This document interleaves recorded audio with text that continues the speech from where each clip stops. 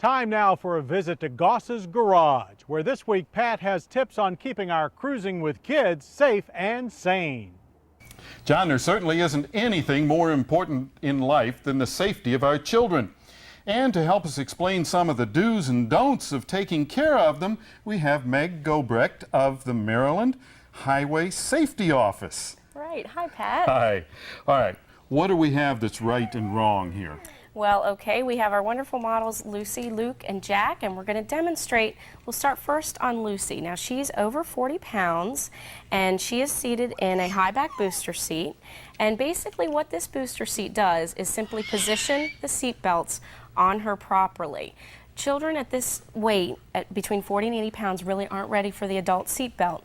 So what this does is simply positions the shoulder belt over the strongest part of her body, which is the shoulder, and over the hips, rather than up on the tummy, which is what tends to happen when they're just seated without the booster seat. Okay. And next? Next is Luke. Luke is over 1 year old, and he is seated in a forward-facing child safety seat. This one happens to be one with a 5-point harness. Now, we want these harness straps to be nice and snug on Luke, no more than 1 finger's width in between him and the straps at the collarbone. And we also want this harness tie right there to be at armpit level. All right. And? Okay, now this is Jack. And Jack, as you can see, has sort of twisted his straps a little bit, and these are really too loose. Now, he is less than 1 year old, and so he's seated rear facing, which is what we want to see. But he's got this strap twisted quite a bit, and he's got that harness tie. Sometimes it gets pushed down too low. We want to make sure that that harness tie stays at armpit level. Also, at younger than 1 year old, he needs to be rear facing and at a 45-degree angle. All right. Now, you've got lots of interesting things here. What do we have to show?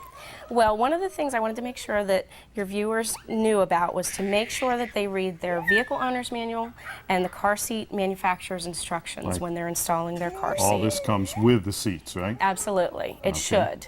Should. It should. Yeah. Right.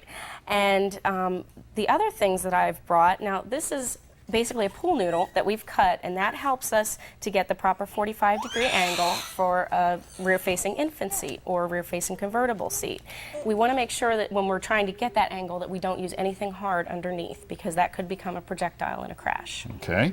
The belts. Okay, the belts are actually part of a new system that's called Lower Anchorages and Tethers for Children, the new latch system that has come out as a result of some of the difficulties that parents have had with installing child safety seats in their vehicles. So as you can see on Luke's seat here, he's got the upper tether attachment, and these are 2 of the lower tether attachments that will be anchored into the vehicle seat using not the seatbelt system, but actually this kind of system that will be within the seat crack where the seat back and... Okay, now a question. Okay. What about buying used seats?